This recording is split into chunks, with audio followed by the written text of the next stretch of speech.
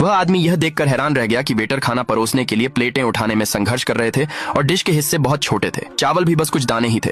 उसे लगा कि होटल उसके साथ मजाक कर रहा है। हालांकि उसे पता नहीं था कि दुनिया भर में इंसानों की शारीरिक फिटनेस 100 गुना कम हो गई है। आजकल जो कोई एक हाथ से पानी की बोतल उठा सकता है उसे ताकतवर आदमी माना जाता है। एक टाइल उठाने के लिए भी 4 लोगों को मिलकर काम करना पड़ता है। हालांकि इस आदमी की ताकत बिल्कुल भी कम नहीं हुई थी। जब वह आदमी कंस्ट्रक्शन साइट से बाहर आया तो उसने देखा कि एक छोटा सा गुलदस्ता क्रेन से उठाया जा रहा है। वह आदमी बहुत हैरान था, लेकिन गलती से एक महिला सीईओ से टकरा गया। महिला सीईओ को मुआवजा देने के लिए वह आदमी तुरंत आगे बढ़ा और फूलों का गमला उठा लिया। उसकी ताकत देखकर सब बहुत हैरान थे, लेकिन आदमी ने इस पर ध्यान नहीं दिया। वह फूलों का गमला महिला सीईओ के ऑफिस तक ले गया और वह गमला एक हाथ से भी उठा सकता था। महिला सीईओ उस आदमी की ताकत देखकर हैरान रह गई। उस आदमी का दिल जीतने के लिए उसने उसे डिनर के लिए एक लग्जरी होटल में बुलाया। हालांकि जब वेटर ने खाना परोसा तो उसे लगा कि यह सिर्फ स्टार्टर है। जब उसे बताया गया कि सभी डिश परोस दी गई हैं, तो उसने हैरानी से वेटर को देखा और कहा, ये हिस्से तो मेरे दांतों के बीच का गैप भरने के लिए भी काफी नहीं है। महिला सीईओ ने 10 और हिस्से खाने का ऑर्डर दिया, लेकिन खाने के बाद भी उस आदमी को भूख लगी थी। फिर उसने चावल मांगे, लेकिन वेटर सिर्फ 10 दाने चावल लाया, ये कहते हुए कि यह उतनी मात्रा है जितना एक आम आदमी पूरे दिन में खाता है। उस आदमी ने होटल से कहा कि उसे धोखा न दे। इस समय